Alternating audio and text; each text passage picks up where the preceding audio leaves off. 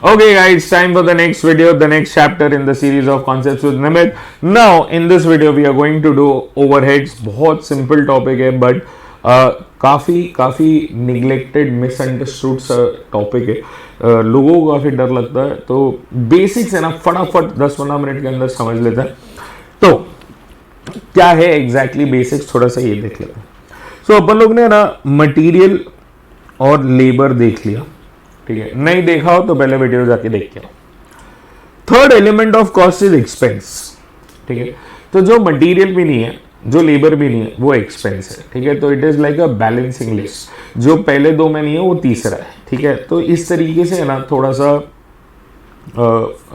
Design हुआ है कि जो भी बैलेंसिंग बचेगा वो यहाँ आ जाएगा. तो देख मटेरियल में क्या आया, कोई भी जैसे ये पेंसिल है तो इसका प्लास्टिक, इसको जिसने बनाया वो लेबर. अब फैक्ट्री जिसमें बनी है वो क्या हो गया, उसका रेंट होगा, उसका इलेक्ट्रिसिटी होगा, वो सब क्या हो गए, वो एक्सपेंसेस हो गए, ठीक है. अब डायरेक्ट मटेरियल और डायरेक्ट लेबर और डायरेक्ट एक्सपेंस ये तो बनते हैं प्राइम कॉस्ट का हिस्सा. बट इन्हीं के जब इनडायरेक्ट एक्सपेंसेस बनेंगे, एक सेकेंड, इन्हीं का ही सब कुछ इनडायरेक्ट नेचर वाला जो होगा, मतलब indirect material, indirect labour, indirect expenses, वो बनेंगे प्राइम कॉस्ट के हिस्से में, ओवरहेड्स के हिस्से, ठीक है. सो जो भी टेक्निकली है ना इनडायरेक्ट नेचर का है वो ओवरहेड्स है. And in India overheads are classified under 3 heads: factory, admin and selling and distribution, ठीक है. अब अगर टेक्निकली देखें ना तो सेलिंग एंड डिस्ट्रीब्यूशन 2 कॉस्ट है, ठीक है. It is not just 1 cost, they are 2 cost, selling cost and distribution cost. तो फैक्ट्री ओवरहेड्स क्या होता है सर? फैक्ट्री ओवरहेड वो खर्चा जो फैक्ट्री में हो रहा है, ठीक है. एडमिनिस्ट्रेशन वो खर्चा जो ऑफिस के लिए हो रहा है. सेलिंग ओवरहेड्स वो जो प्रोडक्ट बेचने के लिए तुम लोग कर रहे हो, तो कोई भी टाइप का मार्केटिंग एक्सपेंस हो गया, ये वहां आ गया, ठीक है. डिस्ट्रीब्यूशन, एक बार प्रोडक्ट बेच दिया उसके बाद प्रोडक्ट पहुंचाने तक का जो खर्चा है वो डिस्ट्रीब्यूशन है, ठीक है. अब ये सर ऐसा क्यों बोला कि ये इंडिया में हो रहा है? क्योंकि ना सर इंडिया में there is a regulatory body called Institute of Cost and Management Accountants of India, which were formerly known as Institute of Cost and Works Accountants, ठीक है. तो जैसे अपने पास अकाउंटिंग स्टैंडर्ड्स होते हैं जो आईसीएआई बनाती है, वैसे कॉस्ट अकाउंटिंग स्टैंडर्ड्स हैं जो आईसीएमएआई बनाती है, ठीक है. तो ये जो क्लासिफिकेशन है, this is called as the functional classification of overheads, ठीक है. ये जो फंक्शनल क्लासिफिकेशन है ना, ये अपन को दिया है आईसीएमएआई ने, ठीक है. इसलिए इंडिया में ये 2 है. तो सर आउटसाइड इंडिया क्या होता है? आउटसाइड इंडिया फैक्ट्री एक ओवरहेड्स होता है और एडमिन, सेलिंग एंड डिस्ट्रीब्यूशन दूसरा ओवरहेड होता है. तो there are only 2 kinds of overheads, एक फैक्ट्री, एक एडमिन, सेलिंग एंड डिस्ट्रीब्यूशन, ठीक है. अब ओवरहेड्स को है ना अपने को एक चीज समझो, ये जो ओवरहेड्स होते हैं ना, ये कॉमन कॉस्ट होता है. ये प्रोडक्ट स्पेसिफिक नहीं होते.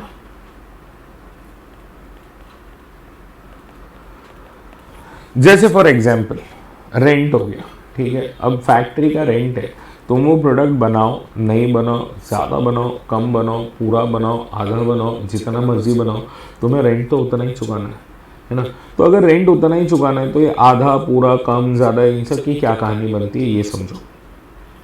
जो प्रोडक्ट स्पेसिफिक नहीं होता है तो अपने को किसी ना किसी तरीके से प्रोडक्ट स्पेसिफिक बनाना पड़ेगा, उसे है ना किसी तरीके से प्रोडक्ट में डालना पड़ेगा.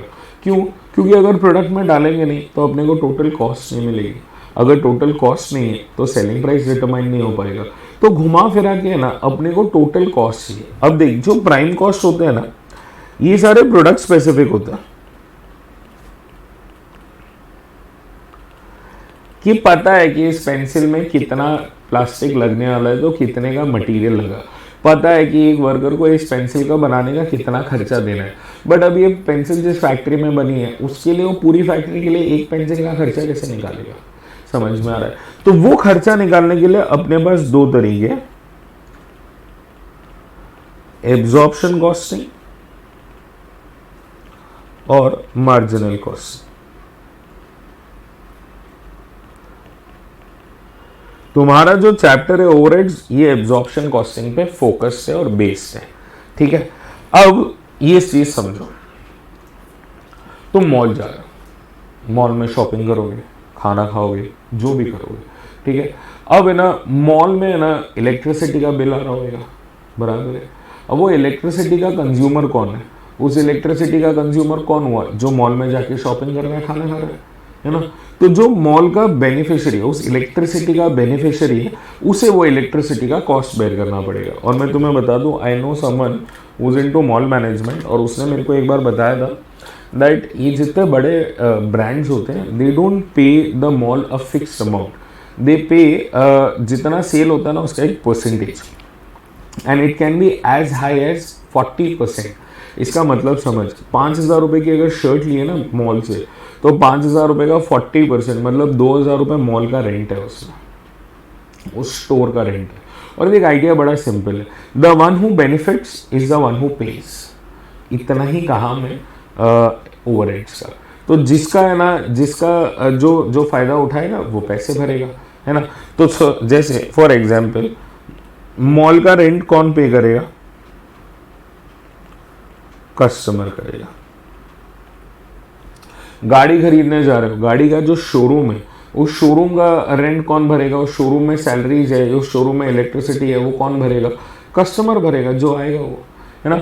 उसी बेस पे है ना ये पूरा एब्जॉर्प्शन कॉस्टिंग बना हुआ है, ठीक है। बट एक चीज समझना, अपने पास भले ओवरहेड्स है 3 टाइप के, factory, admin, selling and distribution. तुम्हारा जो चैप्टर है ना उसका मेन फोकस जो है वो सिर्फ और सिर्फ फैक्ट्री पे, ठीक है। तो एक फैक्ट्री में अगर बनाने जाए तो बहुत से बतेरे डिपार्टमेंट्स हो सकते हैं। एक तो सबसे पहला जो इंपॉर्टेंट डिपार्टमेंट है वो है प्रोडक्शन डिपार्टमेंट, ठीक है। उसके अलावा है ना क्वालिटी कंट्रोल होगा, कैंटीन होगा, सिक्योरिटी होगा, फिर पैकिंग होगा, वेयरहाउस होएगा, वॉशरूम्स होंगे वगैरह वगैरह, रिक्रिएशनल रूम या चेंजिंग रूम होगा, पावर का एक डिपार्टमेंट होगा, ठीक है। अब रूल ध्यान में रखना, the one who benefit space. अभी लार्जली है ना फैक्ट्रीज को 2 पार्ट में डिवाइड किया हुआ है।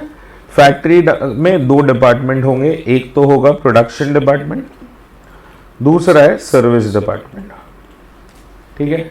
अब सर्विस डिपार्टमेंट का एग्जिस्टेंस क्यों है?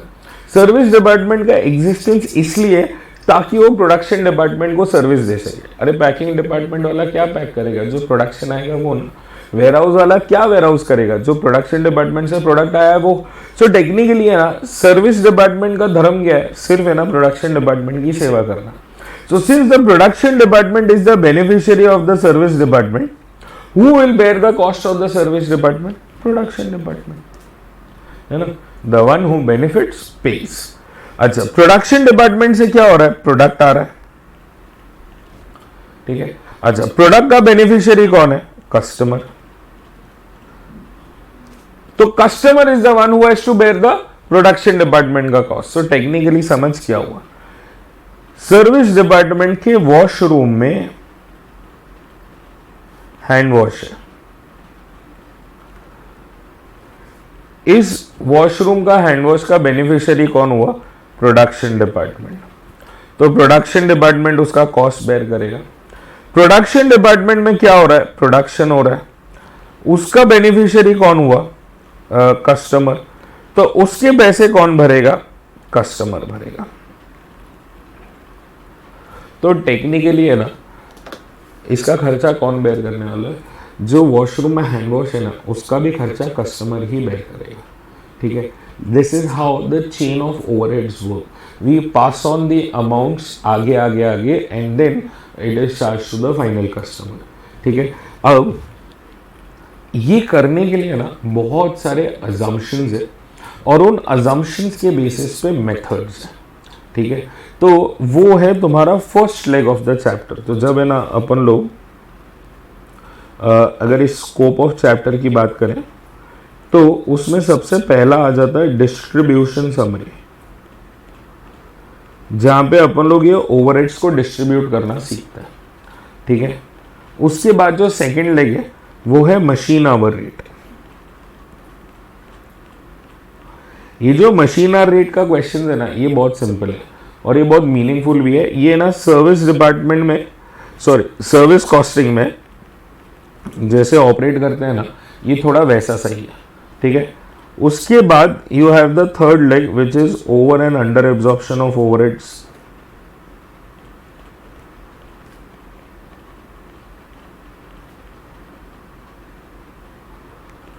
और उसके बाद एक मिसलेनियस कैटेगरी है, ठीक है। सबसे बड़ी सरदर्दी है ना डिस्ट्रीब्यूशन समरी, ठीक है। इसके अलावा सब मैनेज हो जाता है। ओवर एंड अंडर एब्जॉर्प्शन रटा रटाया सीन है, कुछ चेंज नहीं है। मिसलेनियस में 2-4 क्वेश्चंस हैं थोड़े जो थोड़े से ट्रिकी हैं, बट डिस्ट्रीब्यूशन समरी है ना, ये सबसे ज़्यादा सरदर्दी है इसमें, क्योंकि है ना बहुत सारे तो अजम्पशन है। बेसिकली 3 अजम्पशन है जिसके ऊपर 5 मेथड्स है। ये 5 मेथड करते करते ना, और इतने बोरिंग है ना ये मेथड्स कि ना इंसान परेशान हो जाए। But nonetheless what I am going to do is, अपन लोग है ना इस डिस्ट्रीब्यूशन समरी को है ना थोड़ा सा ना इन डेप्थ समझेंगे with questions in my another series, ठीक है। अभी के लिए फिलहाल है ना इतना समझ लो कि ओवरहेड्स है ना, ये वो कॉमन कॉस्ट है जो अपने को प्रोडक्ट में चार्ज करने हैं। अपन लोग ये चैप्टर जो सीख रहे हैं वो एब्जॉर्प्शन कॉस्टिंग से सीख रहे हैं, तो अपन लोग है ना एब्जॉर्प्शन कॉस्टिंग के थ्रू प्रोडक्ट को है ना ओवरहेड चार्ज करने वाले हैं। अब ये चार्ज करना ज़रूरी क्यों है सर? क्योंकि जब तक प्रोडक्ट में ओवरहेड चार्ज नहीं होगा तब तक प्रोडक्ट का टोटल कॉस्ट नहीं मिलेगा। अगर टोटल कॉस्ट नहीं मिला है, जब तक टोटल कॉस्ट नहीं मिलेगा तब तक है ना फाइनल प्राइस अपन लोग सेलिंग प्राइस डिटरमाइन नहीं कर पाएंगे। और अगर अपन लोग है ना सेलिंग प्राइस डिटरमाइन नहीं कर रहे हैं तो अपने को ये कभी पता ही नहीं चलेगा कि whether we are going to sell the profit product at a profit और एट अ लॉस। तो ये ना एक गजब लेवल का कन्फ्यूजन है जो कभी भी नहीं मिलने वाला है, समझ में आया? इसके लिए ओवरहेड्स तो चार्ज करने पड़ेंगे, ठीक है। अच्छा, ओवरहेड्स होते क्या है सर? सारे इनडायरेक्ट कॉस्ट, ठीक है। Indirect material, indirect labour, indirect expenses, तीनों मिला के क्या बनता है? ओवरहेड्स बनता है। ओवरहेड्स को क्लासिफाई कैसे करते हैं सर? 3 हेड्स में, factory, admin, selling and distribution, ठीक है। इतनी है कहानी इस चैप्टर की। बट इस चैप्टर के लिए अगर है ना तुम लोग को भी ये डिस्ट्रीब्यूशन समरी में प्रॉब्लम है तो प्लीज़ मुझे कमेंट करना और मुझे बताना that you have a problem. तो अपन लोग क्या करेंगे ना, 5 क्वेश्चंस का एक लिस्ट बनाएंगे और उसमें ना वो जो 5 मेथड्स है ना, जो बेसिस है, वो सारे के सारे बेसिस अपन लोग करेंगे so that you can have an easier and clear understanding of what needs to be done. समझ में आ रहा है? बट अपार्ट फ्रॉम दैट इस चैप्टर में ना और कुछ भी है ना एकदम oh wow so great type है, डिफिकल्ट टाइप कुछ नहीं। दे आर फेयरली मैनेजेबल और अपने आप हो जाएगा। थोड़े से क्वेश्चन यहाँ पे ज़्यादा करने पड़ते हैं, मेरी बुक में मेरे ख्याल से कुछ 40 से क्वेश्चन है, तो उतने करने पड़ेंगे ताकि थोड़ा सा ग्रिप आए, थोड़ा सा समझ में आए कि गेम कैसे खेलेंगे, ठीक है। So that's it in this particular video. The chapter is fairly understood in a gist. इतना सही है इसमें समझने के लिए। I will see you in the next topic. I think the next topic that we'll be doing is cost sheet.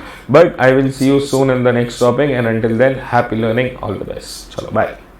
Oh and don't forget to subscribe and share. मेरे को आदत नहीं है यार, पर है ना तुम लोग समझ तो जाते ही हो कि है ना ये हर किसी के लिए इम्पोर्टेंट है, तो कर दिया करो, ठीक है ना। चलो बाय बाय।